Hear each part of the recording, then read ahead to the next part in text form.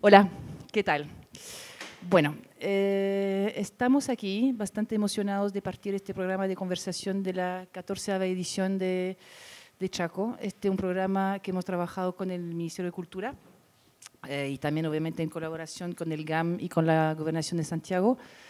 Siempre hemos tenido mucha suerte desde Chaco de recibir la buena acogida de invitados internacionales, lo cual ha sido para Chile, creo yo una oportunidad como muy importante. Es un agrado saber que los curadores, los directores de museo y bueno, como los coleccionistas también confían en el proyecto Chaco, y eso ha sido digamos una recepción que nos ha incentivado a seguir este proyecto. Entonces Pablo, por ejemplo, que está aquí a mi derecha, curador, de ahí cómo le vamos a describir exactamente su reseña, viene desde hace como, no sé, unos 10 años creo yo, estamos ahí en la estación Mapocho. Pablo como nos ayudaba a justamente invitar a personas y siempre hemos tenido digamos, una calidad de conversación muy importante. Recuerdo que, por ejemplo, Pablo dijo esa vez que Chaco y todas las ferias internacionales suplían en la falta de políticas culturales estatales, por ejemplo. Y me dijo eso hace 10 años y aún lo recuerdo muy bien. Así que eso es a mi derecha, y a mi izquierda entonces viene gracias a justamente esta confianza, por ejemplo, Jorge del Museo Denver, que también le interesa muchísimo la escena local. Estos programas son importantes para que vengan un público general, que vengan coleccionistas, que vengan muchos artistas locales también para entender estos modelos de gestión. Y siempre nos interesa invitar a gente que tiene una visión, que tiene mucha honestidad, que le gusta la polémica, que le gusta decir la verdad, y eso es lo que creo que nos viene en este panel. Así que bienvenidos.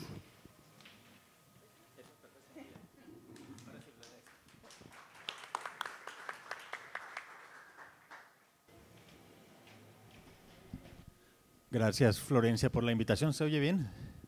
Sí. Y gracias, Elodie, por la invitación.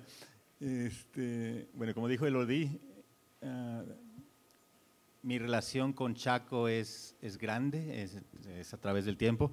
Y en verdad le debo a Chaco mi relación con Chile, ¿no? Con la escena del arte de Chile, ¿no? Cuando Chaco me invitó por primera vez, creo en 2011, que tuve una conversación con Camilo, aquí ya Camilo Yáñez aquí presente, ahí en el club militar o en el club de periodistas, ¿o qué era? Aquí cerca.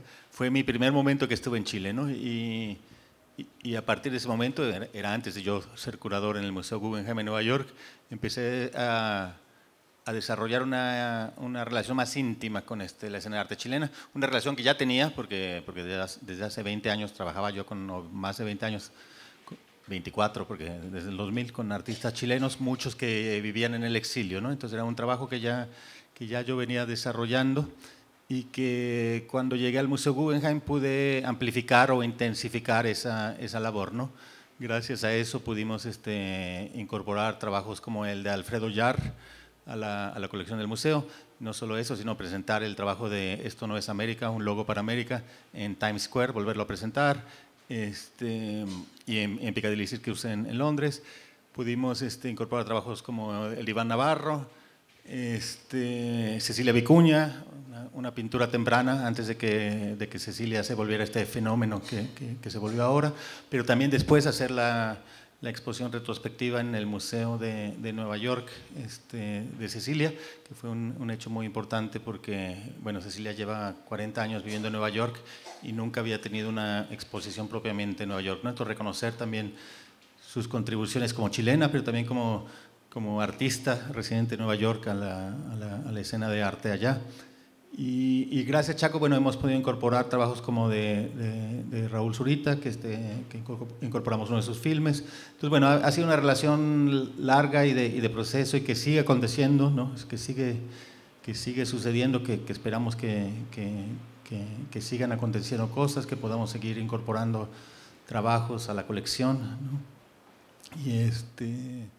Y bueno, eso, la idea es un poco que yo voy a conversar con Jorge. En realidad, como yo ya he hablado muchas otras veces en Chile, ahora la idea es enfocarnos en Jorge, que es curador bueno, tiene todo este título largo, pero de arte latinoamericano en el Museo de Denver, y que creo que es uno de los museos más interesantes en el continente en repensar esta relación con el arte latinoamericano, en situarlo históricamente, y que viene haciendo una serie de proyectos tanto expositivos como de colección que creo que vale la pena mirar como un modelo para aprender de él, ¿no? Entonces creo que Jorge nos va a hablar un poco de eso. Ahí el foco ahora va a ser el trabajo que él ha hecho, pero bueno, estaremos también compartiendo experiencias de lo que es trabajar en un museo en el norte global, ¿no?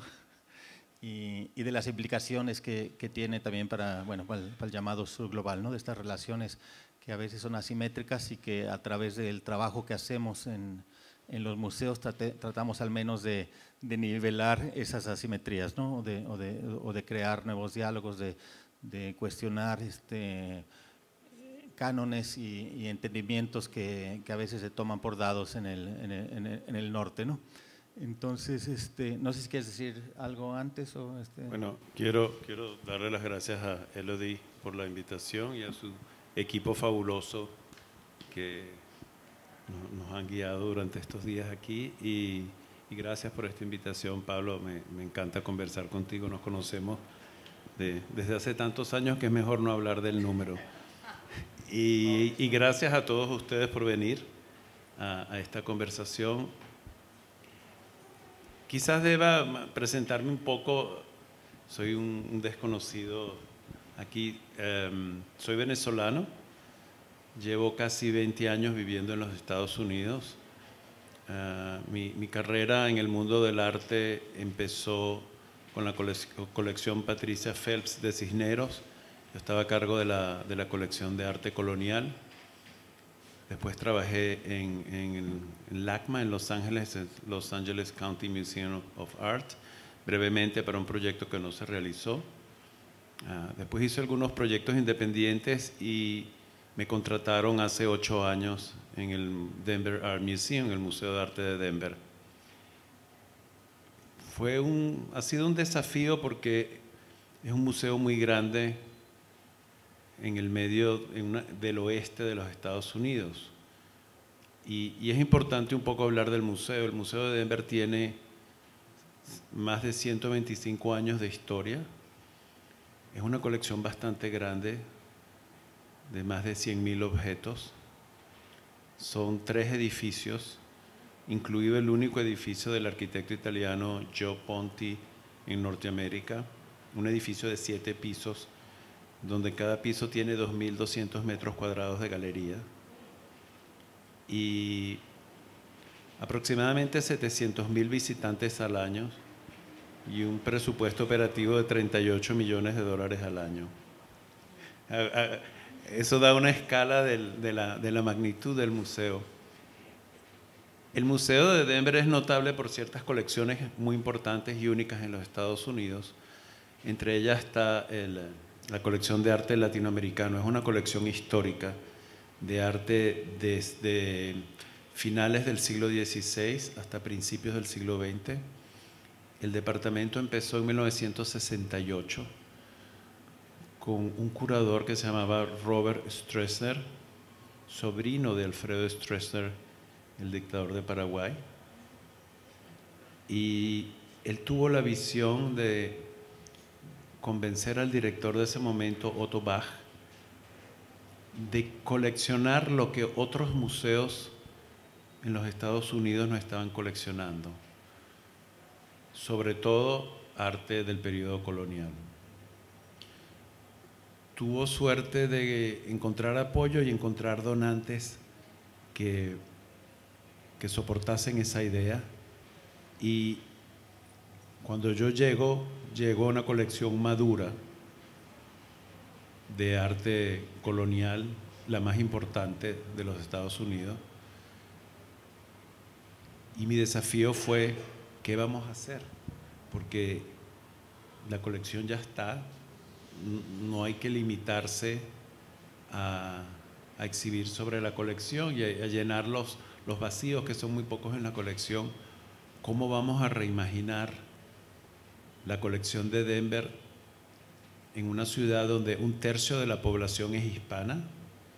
De ese tercio, un porcentaje muy alto es mexicano, pero hay colonias muy importantes, peruana y ecuatoriana, por ejemplo, y también centroamericanas, más recientemente venezolana. Y ahí surge como mi iniciativa. Inmediatamente me di cuenta que tenía que apoyarme en la colección histórica y iniciar diálogos con el presente, un poco saltando como ese momento de la modernidad que han explorado otros museos como el MoMA en Nueva York con el Instituto Cisneros o el Mari Carmen Ramírez en el Museo de Bellas Artes de Houston. Y empezamos a programar exhibiciones como Revisión, esta que tenemos aquí, donde se establece un diálogo entre arte histórico y arte contemporáneo, un poco saltando lo moderno.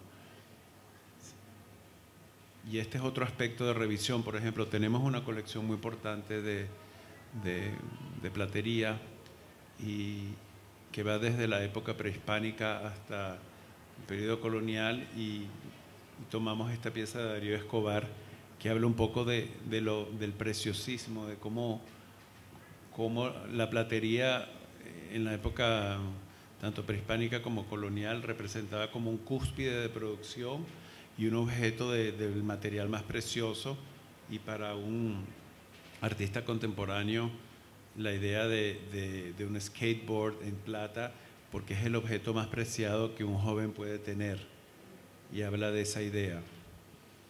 Otra exposición que hicimos, después logré un poco redireccionar el departamento, cambiamos el nombre, contratamos a un joven curador que trabajó con Pablo, Rafael Fonseca, para que se ocupase de la parte contemporánea, y decidimos concentrarnos en un público más joven. Esta fue su primera exhibición, Who Tells a Tale Adds a Tale. Quien cuenta un cuento le agrega una cola, donde todos los artistas tenían menos de 40 años. Un poco una representación de toda América Latina. Si nos puede pasar la siguiente diapositiva. Tenemos artistas como Ana Segovia, por ejemplo, pero en general eran muchos artistas que era la primera vez que exhibían en los Estados Unidos. De Chile teníamos en esta exposición a Sebastián Cafulqueo.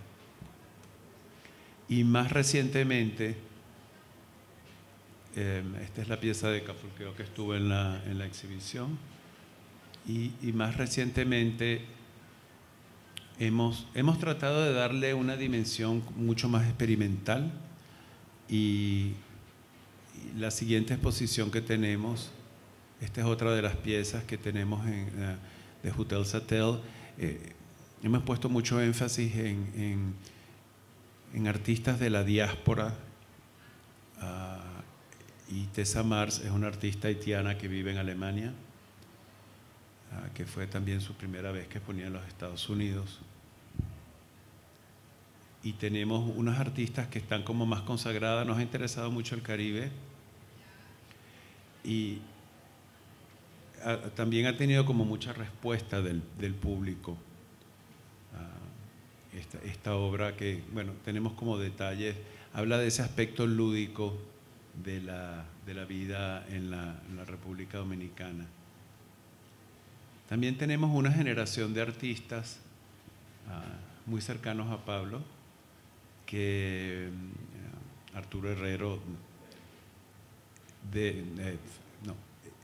Federico Herrero, que se alineaba mucho con los planteamientos que teníamos en la exhibición, y hemos adquirido, y si podemos pasar a la siguiente, pero también le comisionamos una intervención en el espacio en las galerías permanentes. Tenemos estas pequeñas galerías donde exhibimos lo poco que tenemos de moderno en la colección y mucho de ello préstamos de coleccionistas locales, y nos pareció importante que hubiese un elemento contemporáneo. Hemos buscado siempre crear nuestra propia dirección, un modelo que se adapte a nuestro público, un modelo que conecte con la juventud hispana de Denver, donde se sientan identificados. Sentimos que podemos proveer a nuestros visitantes una conexión con sus raíces culturales, para que no olviden quiénes son y de dónde vienen, y para que se sientan orgullosos de los legados artísticos de su historia y de sus familias. Y eso es un poco el corazón de nuestra propuesta. Hemos también comprado muchas obras de artistas mujeres de los años 60 y 70, como esta pieza de Gramco, una artista venezolana, Elsa Gramco. También, gracias al hecho de que Rafael es brasileño, tenemos esta conexión con Brasil que muy pocas instituciones norteamericanas tienen, y hay una comunidad pequeña pero importante brasileña en Denver, y tenemos obras como esta pieza de André Grifo, que este es un detalle de la obra. Nos parece muy importante tocar ciertos temas difíciles como la esclavitud, que es uno de los temas que el tráfico humano que presenta esta obra, y también ciertas figuras históricas que han sido marginalizadas, como esta pieza de Chico da Silva de Brasil de los años 60. Siempre es imposible adquirir todo, y siempre hemos tratado de movernos hacia una dirección que se alinee con lo que tenemos ya de las colecciones históricas del museo. Si nos pueden pasar la siguiente. Un área donde el museo tiene una colección de las más importantes en los Estados Unidos es el arte de los indígenas norteamericanos. Y nos ha parecido importante que las voces del sur del Río Grande, de los artistas indígenas contemporáneos, esté muy presente. Y parte de nuestra política de adquisiciones se ha enfocado en estos grupos. Esta es una obra de un artista venezolano, Sharon Agüez Aquijiwe, que fue la primera de los artistas indígenas que adquirimos. Si nos pueden pasar la siguiente. Hemos adquirido, por supuesto, de varios grupos de las comunidades indígenas de Brasil que están teniendo una presencia muy importante. Y por último, un área donde cada vez hemos actuado como con más decisión es el mundo del diseño. Esta es una exposición que abrió hace un mes, sobre diseño contemporáneo mexicano y cómo el diseño mexicano conecta con la historia. Hay 3 piezas históricas y el resto son piezas de diseñadores contemporáneos. El público puede usar todas las sillas que están en la exhibición y eso lo hace completamente distinto. Tenemos un gran rango de diseñadores, incluida la hermana de Pablo, que es una diseñadora muy importante. Esos 4 banquitas de color que están allí son de Cecilia. La siguiente, por favor. Y esa exposición cierra con un espacio para reflexionar de Mestiz, Daniel Valero, un artista mexicano de los más jóvenes que tenemos en la exposición, donde se explora ese aspecto lúdico del diseño. Por supuesto que hemos adquirido muchas de las piezas que se usaron en la exposición, como este banco de Bárbara Sánchez Kane de México, o estas piezas que son mucho más tradicionales, que conectan con el lugar, de un colectivo que se llama Habitación 116. Aparte de la exposición, hemos adquirido de diseño contemporáneo de otros países. Tenemos estos dos floreros de Simón Ballén Botero de Colombia, que adquirimos muy recientemente, el año pasado para ser preciso. Y un grupo del cual estamos muy orgullosos. Fue la segunda pieza de diseño que adquirió el Museo de Arte de Denver de diseñadores latinoamericanos, y son un colectivo chileno que 3 de sus miembros están sentados hacia atrás.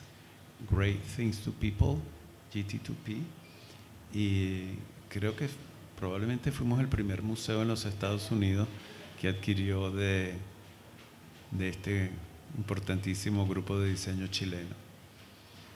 Y quería cerrar justamente con esta imagen y empezar como un diálogo con Pablo. Perfecto, gracias Jorge. Bueno, primero felicitarte porque ver toda una presentación completa del trabajo que has hecho en estos años, se dice fácil, pero trabajando yo también en una institución estadounidense, norteamericana, uno sabe que no es fácil, ¿no? Que tiene que hacer toda una serie de cambios en el pensamiento estructural de una institución con pensamiento norteamericano para abrir espacios para estas otras geografías, ¿no? Y una de las cosas más importantes, y lo dijo Jorge, bueno, es entender no solo la relación que los Estados Unidos tiene, o la deuda histórica que Estados Unidos tiene a través de lo que fue el llamado imperialismo con el resto de América Latina, pero también que en pocos años una tercera parte de la población, y Jorge ya lo dijo que en Denver una tercera parte es latina, o sea, una tercera parte de toda la población de los Estados Unidos va a ser latina, ¿no? Entonces la importancia de la presencia de pensamiento de la América Latina, de objetos de la América Latina,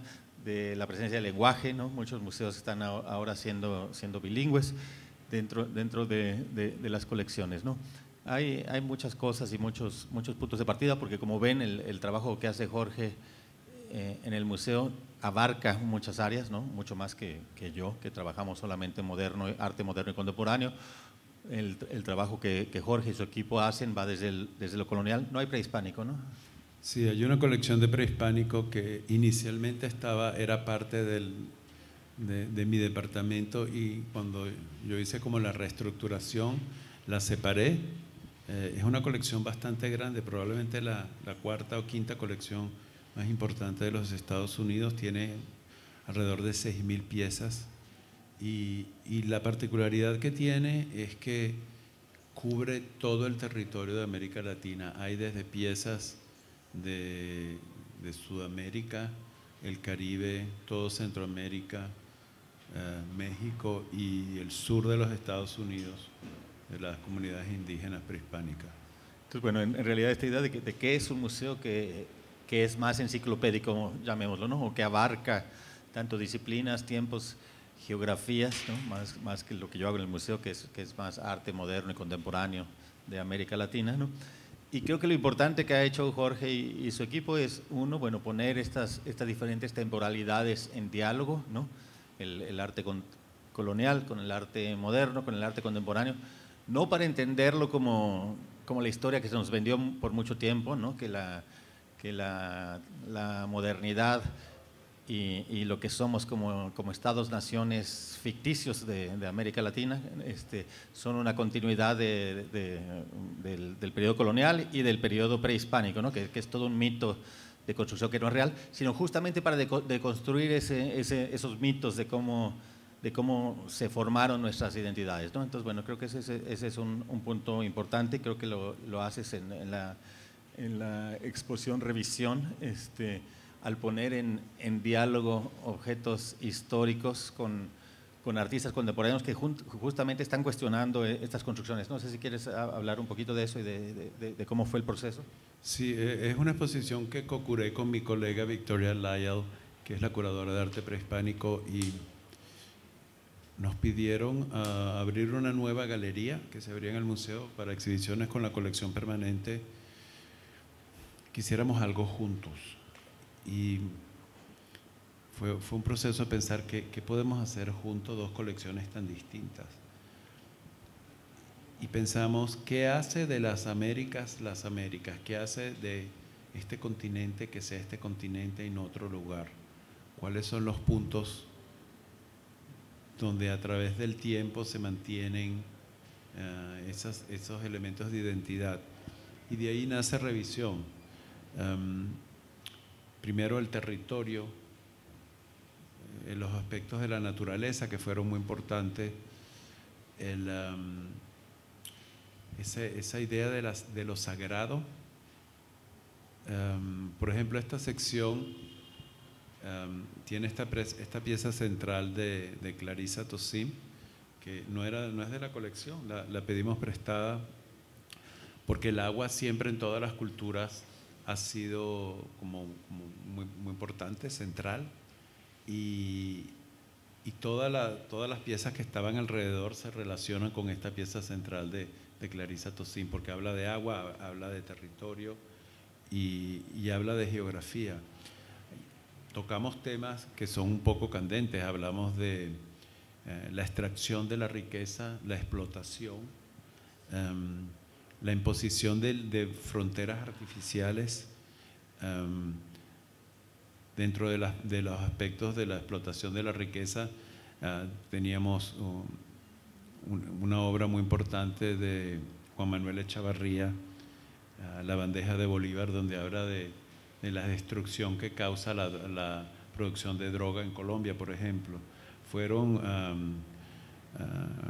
Usamos mucho arte que fue muy polémico y sirvió para decir, estos son unos problemas continentales que nos afectan todos los días y la historia conecta con eso.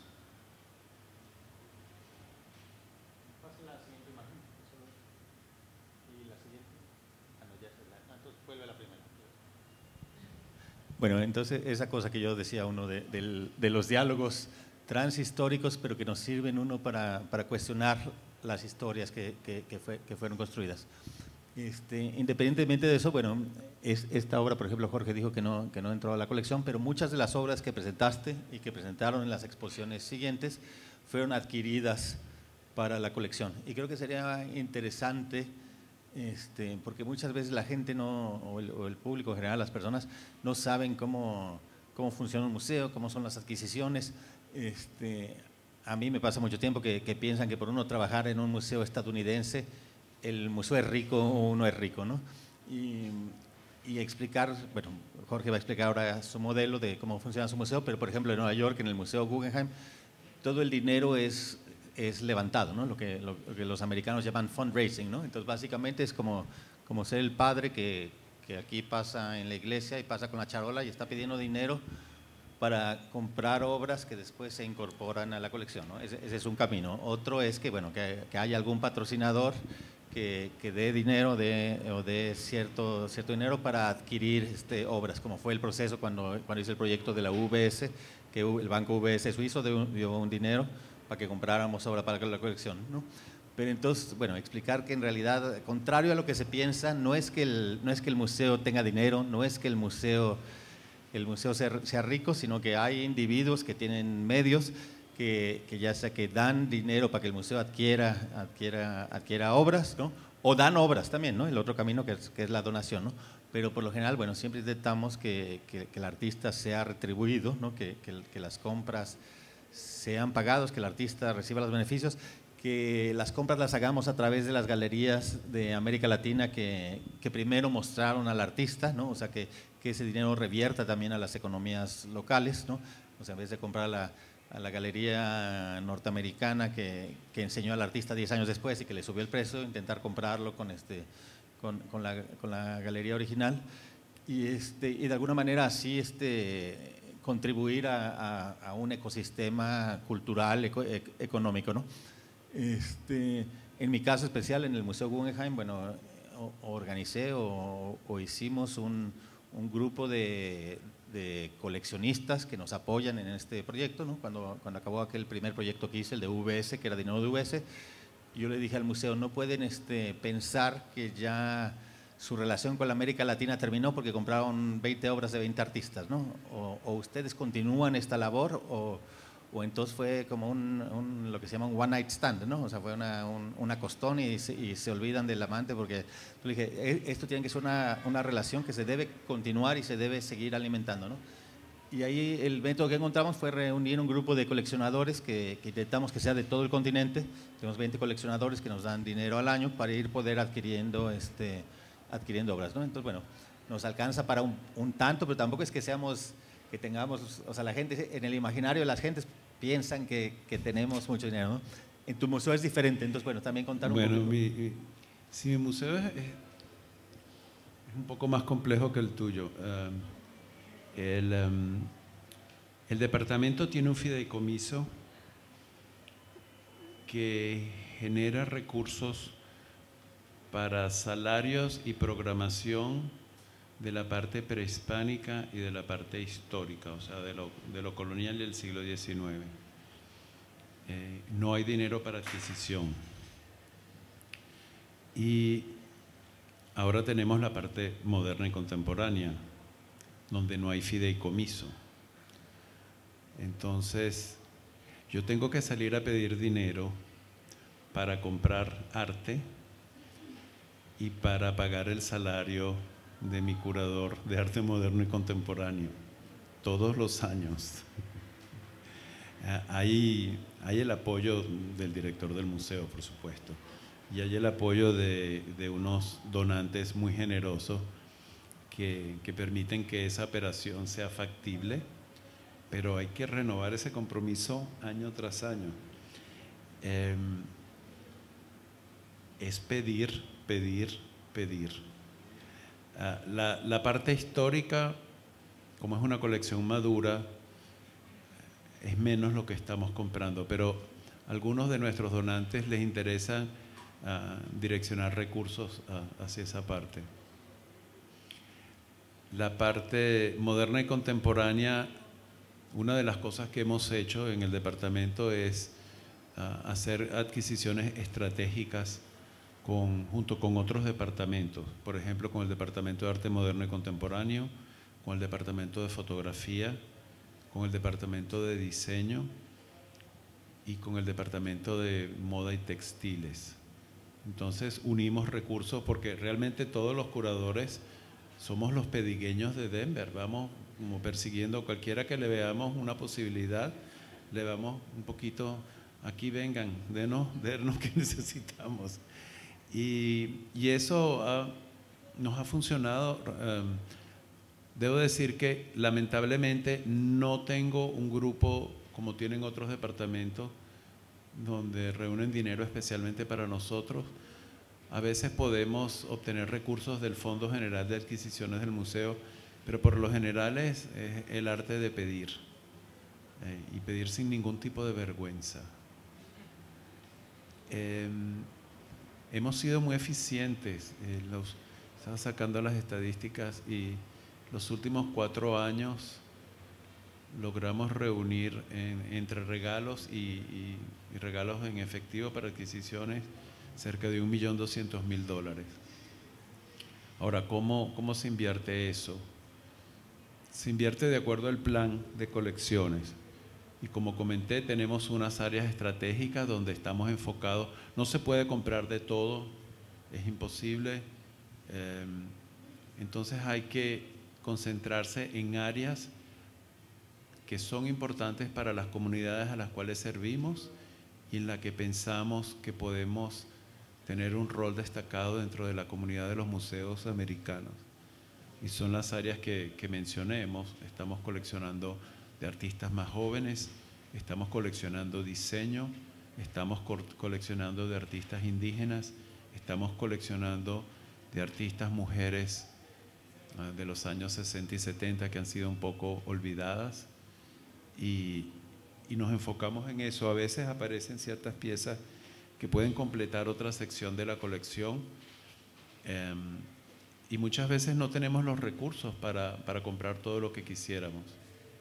Y me imagino que es un poco tu experiencia también. Sí, total. Bueno, decir también que este dinero de donantes o de empresas es deductible de impuestos, que sería una gran diferencia a lo que sucede en Latinoamérica, donde donde no hay donantes, justamente porque no hay incentivos para estos apoyos culturales en la mayoría de los casos, ¿no? Entonces eso, bueno, de alguna manera también hace la diferencia que pueda haber acceso a fondos. Aún así, muchos de los que dan dinero a mi grupo latinoamericano están basados en América Latina, o sea que el dinero que ellos dan es de buena voluntad, no es de que ellos reciben ninguna deducción de impuestos, ¿no? Sino que en verdad es de creer en un proyecto colectivo de representación y de cambiar ciertos cánones de historia del arte a través de un museo en Nueva York, ¿no? Quería hablar de estrategia, pero creo que ya hablaste tú un poco de cuál es la estrategia, hacia dónde ustedes como museo están viendo. De alguna manera creo que también nosotros estamos viendo también a lugares significados, que de alguna manera tiene que ver también con dentro de entender, dentro de Latinoamérica, cuáles son las asimetrías que existen en cuanto a representación, ¿no?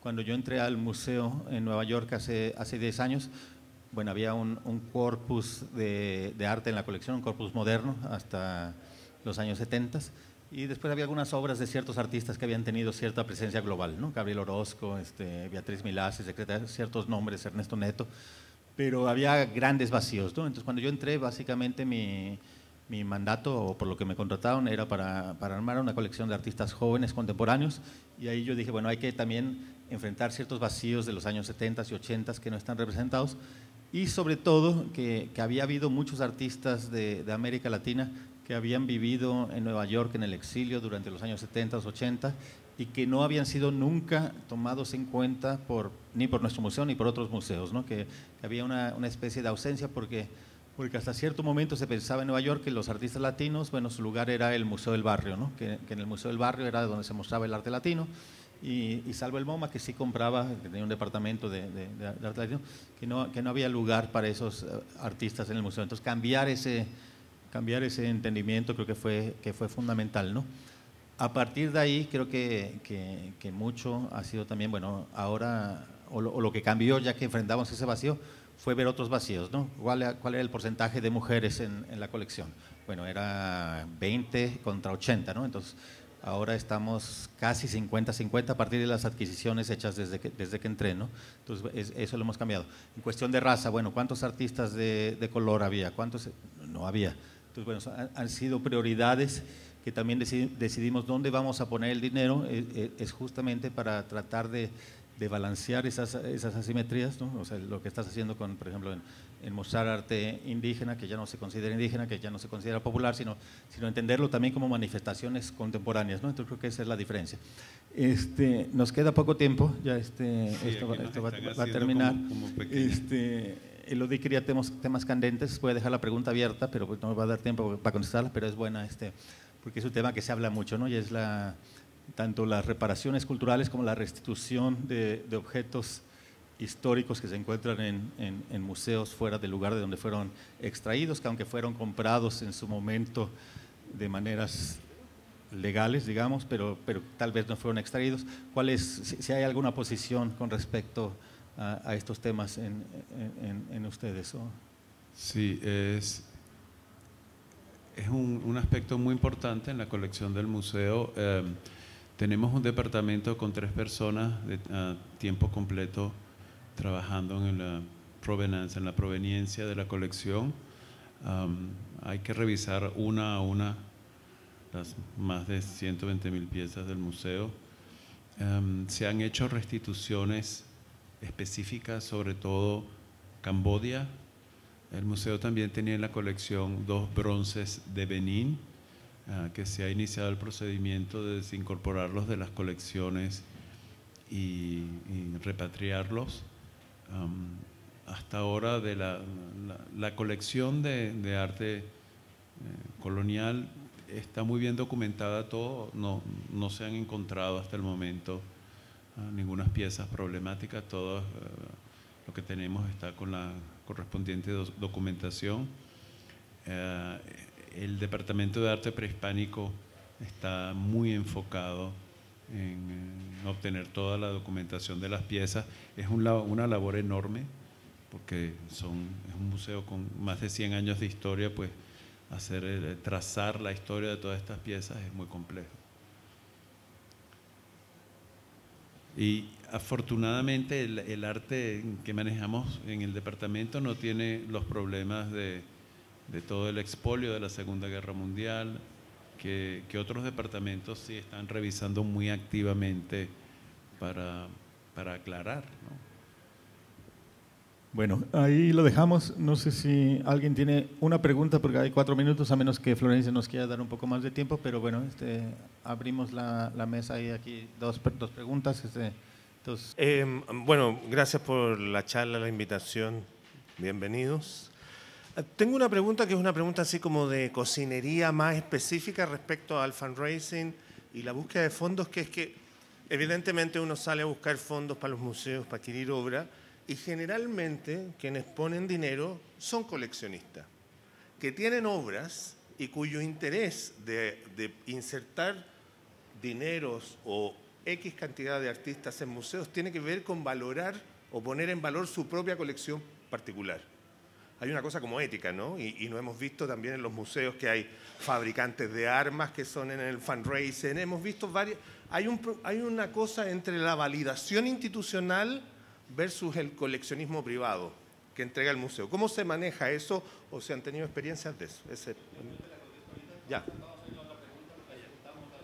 Es en la misma área. En realidad, en este arte de pedir sin vergüenza que mencionas tú, ¿cómo ha cambiado eso con respecto a cuando tú entraste en Denver?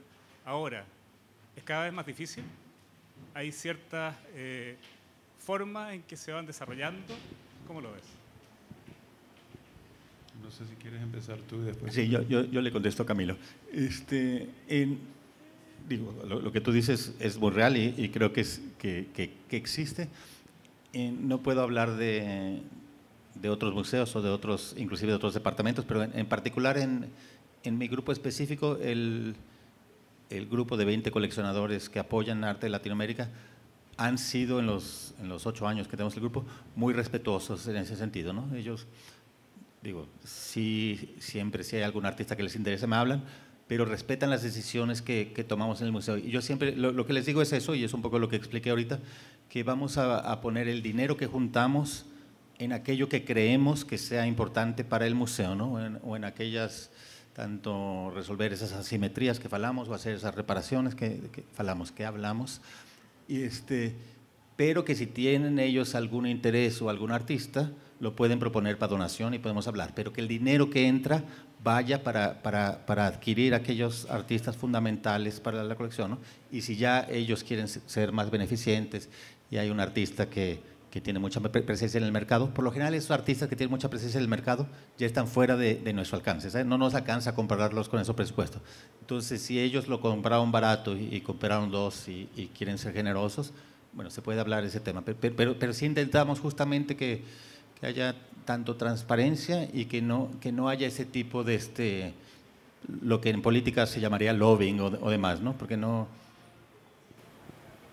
Yo creo que en el caso nuestro es muy parecido. Hay un plan de colecciones que es muy preciso, que está aprobado por las distintas instancias. Es un proceso bastante largo y complejo y tiene que ser aprobado por el board de trustees del museo, los gobernadores del museo, y las adquisiciones y las propuestas de adquisiciones se tienen que ceñir a ese plan. No hay espacio para un poco irse a los lados, es bastante preciso, y las adquisiciones pasan por una serie de comités que tienen que ir aprobando y sube al siguiente comité. Es un proceso largo y muchas veces a las galerías y a los artistas y muy burocrático. Y si nos ofrecen una obra de regalo que entra dentro de eso, estamos felices, pero yo muchas veces tengo que decir que no, a veces con dolor. O con pena también, porque pena.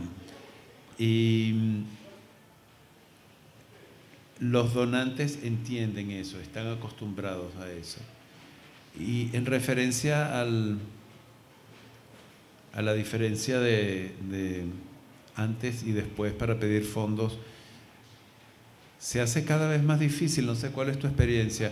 El problema es que hay un cambio generacional en los modelos de filantropía, y los hijos de nuestros donantes tradicionales, por ejemplo, no les interesa dar dinero para adquisiciones, les interesa dar dinero para programación o actividades educativas.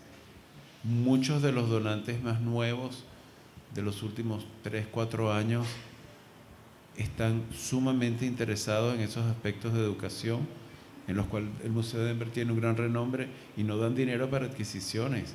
Y lo hace muy complicado para nosotros, porque para poder educar con arte necesitamos tener arte.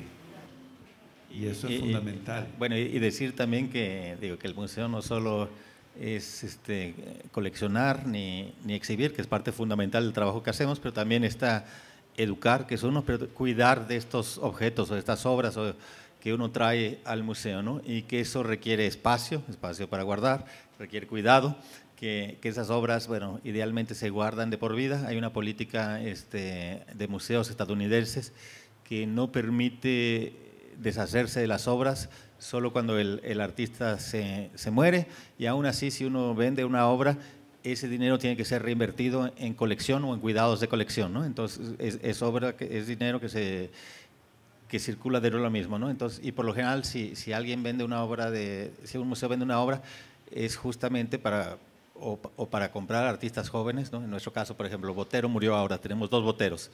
Entonces, bueno, si vendemos un Botero, con ese dinero podríamos comprar una nueva generación de artistas jóvenes, ¿no? Y entraría dentro de la filosofía de generosidad que Botero tenía, ¿no? Entonces, bueno, que hay mucho detrás también que no se ve, y que eso implica también gastos, cuidado, y hacer esos conocimientos accesibles, ¿no? A través también de exposiciones, pero también del internet, o sea, que hay también otras presencias donde el museo está haciendo accesible estos legados o estas obras y estos trabajos, que finalmente también, bueno, es el trabajo de los artistas, de aquellos que hicieron el trabajo, cómo amplificar esas voces, pero también cómo guardarlas para futuras generaciones, ¿no?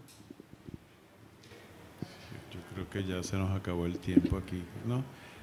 Creo que, y esto creo que es una diferencia muy importante con los museos de América Latina.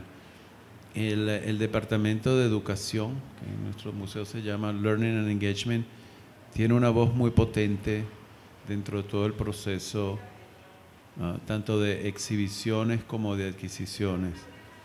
Y el Departamento de Conservación también tiene una voz muy potente. Para presentar adquisiciones siempre nos gusta estar alineados con esos departamentos.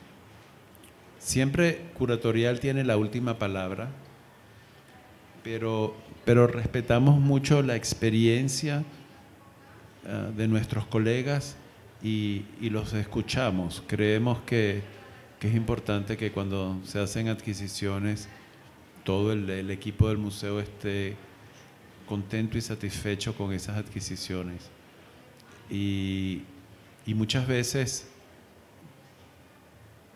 hay obras que son muy polémicas, que pensamos, no, esto puede que no nos funcione, y cuando lo consultamos con ellos y discutimos abiertamente, dicen, no, esto tiene esta visión, esta adquisición puede mucho ayudarnos a discutir estos aspectos que pueden ser polémicos, pero es importante que el museo tenga una voz en estos temas, y hemos comprado obras que al final resultan grandes favoritas del público, como una pieza de Chacho y Giannone que pedimos prestada para la exposición Revisión, y era una pieza abiertamente de contenido gay, y resultó ser la pieza favorita de toda la exposición por el público. Y fue tanto el éxito que les preguntamos a los artistas, a quienes se las habíamos pedido prestado, si estarían dispuestos a venderlas, y ellos estaban encantados. Y el Departamento de Educación fue el principal apoyo que yo tuve para hacer esa adquisición, por ejemplo. Tú seguramente has tenido muchos casos por el estilo. Bueno, muchas gracias. Fue muy iluminador, y espero que haya un par de directores de museos locales aquí sentados en este conversatorio para que se inspiren de estos modelos de gestión, y está grabado, así que si no están, se lo vamos a mandar y el próximo año vemos cómo avanzan estos pensamientos. Muchas gracias. Muchas gracias. Gracias.